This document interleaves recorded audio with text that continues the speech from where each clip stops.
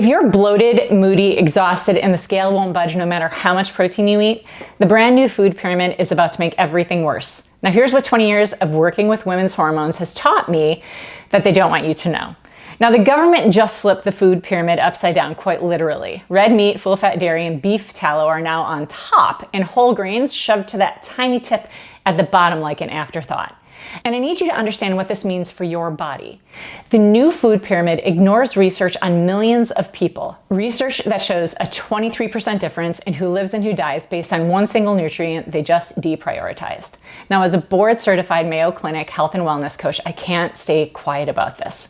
Today, I'm going to show you 5 signs that you might be eating too much protein, signs the new guidelines completely ignore, plus the research they buried about what fiber-rich foods actually do for women in perimenopause and menopause. So let's get into it. So let me give you a quick backstory here. The government just released the 2025-2030 dietary guidelines for Americans. These guidelines shape what goes into school lunches, what gets covered by food assistance programs, and what doctors recommend to their patients. And here's what changed. The old recommendation for protein was 0.8 grams per kilogram of body weight. The new recommendation, 1.2 to 1.6 grams per kilogram. That's nearly double. So for a 150-pound woman, we're talking about 81 to about 109 grams of protein per day every single day.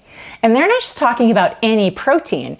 The new pyramid prominently features a slab of beef, a thick wedge of cheese, and full-fat dairy. They're calling beef tallow a healthy fat. Now, I want to be really clear about something, and I am not anti-protein. Protein is essential, especially as we age. It supports muscle maintenance, bone health, and countless metabolic processes. But here's what the leading nutrition scientists are saying about these new guidelines. Dr. Walter Willett, the most cited nutritionist in the world, professor at Harvard, expressed his concern that this will promote high intake of red meat and dairy products, which will not lead to optimal healthy diets. Dr. Christopher Gardner from Stanford, who actually served on the new dietary guidelines advisory committee, said, and I quote, "I'm very disappointed. It goes against decades and decades of evidence and research." And Dr. Marion Nestle from NYU called them muddled, contradictory, ideological, and retro. The American Heart Association has expressed concerns. The Center for Science in Public Interest has called the guidance harmful. Here's the thing. The scientific advisory committee that spent 3 years reviewing all of this evidence, well, they recommended plant-based proteins over red meat. But that recommendation was ignored. So let's talk about what the actual research says and 5 signs that your protein-heavy diet might be working against you. Sign number 1, do you feel like your mood has gone off a cliff? Are you feeling irritable or anxious or just flat? Before you blame it entirely on declining estrogen, I want you to take a good hard look at your plate. Now here's something that most people don't understand. Serotonin, your brain's natural mood stabilizer, doesn't just magically appear. It really needs raw materials. Specifically, it needs an amino acid called tryptophan to cross the blood-brain barrier and convert into that feel-good neurotransmitter. So here's the kicker. High protein meals actually block this process. Research from MIT's Department of Brain and Cognitive Sciences showed that when you eat a protein-heavy meal, all those amino acids compete with tryptophan for entry into the brain. And guess what? Tryptophan loses every single time. But here's what's especially important. Carbohydrates trigger insulin release, which clears those competing amino acids from your bloodstream, allowing tryptophan to reach your brain and boost serotonin production. Yes, insulin can be your friend. Now add this layer for women over 40. Estrogen directly supports serotonin production. When estrogen declines during perimenopause and menopause, your serotonin levels already take a hit. So when you combine declining estrogen with a high protein, low carb diet, you've created a perfect storm for mood dysfunction. If you've been wondering why you feel emotionally fragile despite eating clean, this might be your answer. Sign number 2, your digestion is a disaster. Now let's get real for a second. Constipation, bloating, gas, that uncomfortable feeling that nothing is moving the way that it should. Here's what happens when you swap out fiber-rich carbohydrates for more protein, especially animal protein. You starve your beneficial gut bacteria. I want to share some numbers with you that might surprise you. A massive 2024 meta-analysis published in Clinical Nutrition looked at 64 prospective studies involving more than 3.5 million people. And what they found was definitive. People with the highest fiber intake had a 23% lower risk of dying from all causes compared to those with the lowest intake. Let me say that again. 23% lower risk of death from eating fiber. But here's where it really gets interesting for your gut. Fiber is the primary fuel source for your beneficial gut bacteria. When you eat fiber, your gut bacteria ferment it and produce something called short-chain fatty acids. A 2025 study in Nature Reviews Microbiology called this, quote, an important contribution to host health. These short-chain fatty acids are the primary energy source for the cells that line your colon. They regulate inflammation. They support your immune system. They even influence your brain through what's called the gut-brain axis. And when you don't eat enough fiber, when you're loading up on protein instead of plants, well, that's what happens. A 2024 Systemic Review in Nutrition Research Reviews found that low carbohydrate diets reduce the abundance of health-promoting gut bacteria, including bifidobacterium, and decrease production of these protective short-chain fatty acids. Now, here's the really concerning part for women in menopause. Your gut microbiome plays a crucial role in metabolizing estrogen through something called the estrobolome. When your gut bacteria are out of balance, estrogen metabolism suffers, and this can worsen hot flashes, mood swings, and even weight gain. And the new food pyramid that minimizes whole grains and fiber-rich carbs, well, it ignores this research. Here's a number that should worry everyone. 95% of Americans don't meet the recommended fiber intake. The recommendation is 25 to 38 grams per day, but the average American gets somewhere in the neighborhood of 15 to 16 grams. We have a fiber crisis in this country, and the new guidelines just made it worse. Sign number 3, you've cut out whole grains and you think you're eating healthy. This is where the new guidelines really miss the mark. Whole grains are now at the tiny bottom of the pyramid, like they're something to minimize.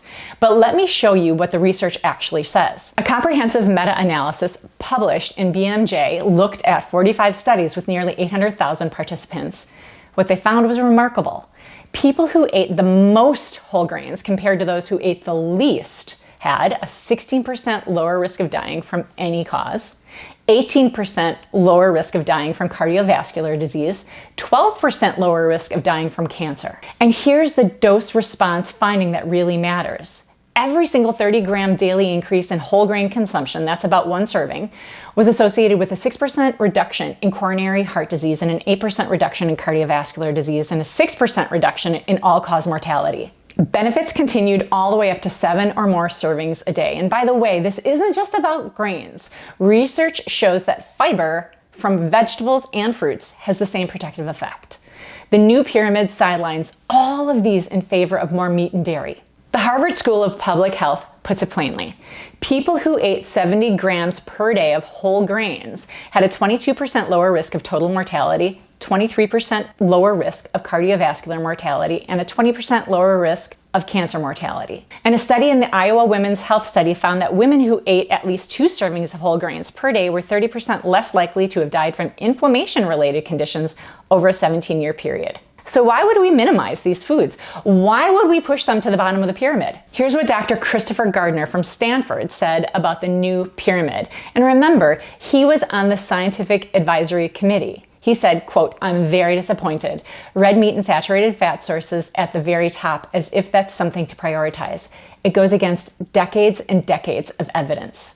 The committee he served on found that beans, peas, and lentils should replace red meat in the American diet because legumes have protein and fiber. Red meat has no fiber. Red meat is high in saturated fat, but that recommendation, well, it was ignored. Signs number 4 and 5. You're gaining weight despite doing everything right, and you can't figure out why your energy is tanking. Here's something that might blow your mind. A 2020 meta-analysis in BMJ looked at 32 prospective cohort studies with over 715,000 participants.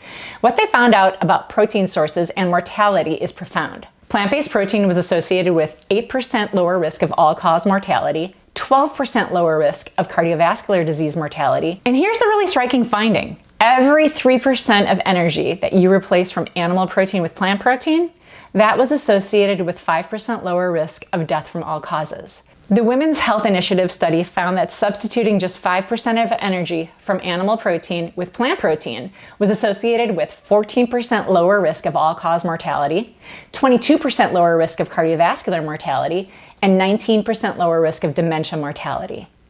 Let that sink in. We're not talking about dramatic dietary overhauls. We're talking about making modest shifts by adding more beans, lentils, nuts, and seeds. And yet the new guidelines tell us to prioritize animal protein at nearly every meal and push plant-based whole grains to the bottom of the pyramid. This isn't about demonizing animal protein. This is about balance. This is about what the research, and a lot of research, actually shows that works for long-term health. And for women in perimenopause and menopause, when inflammation is already elevated, when gut health is already compromised, when hormone metabolism is already struggling, this matters even more. So what should you be eating instead? Let me give you the evidence-based breakdown. Protein. Yes, you need adequate protein, but adequate is different from excessive. Most research supports 1 to 1.2 grams per kilogram of body weight for menopausal women. For a 150-pound woman, that's roughly 68 to 81 grams daily, not 109. Not protein shakes on top of protein bars on top of chicken breasts at every meal.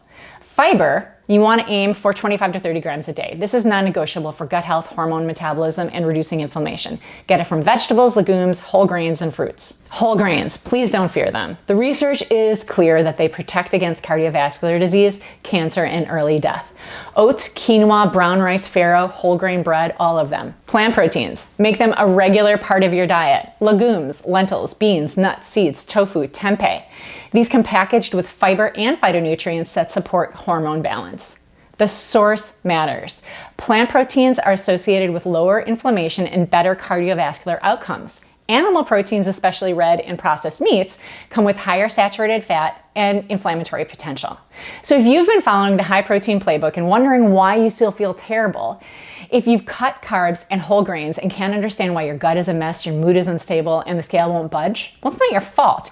You've been given incomplete information. Your body isn't asking for more protein shakes and beef tallow. It's asking for balance. It's asking for fiber. It's asking for whole plant-rich foods that research shows actually support women through this transition. Now, if this video opened your eyes, share it. Women need to hear the truth about what the research actually shows, not what sells supplements and promotes industry interests. And go ahead and subscribe if you want more no BS hormone health information. I'll see you in the next one.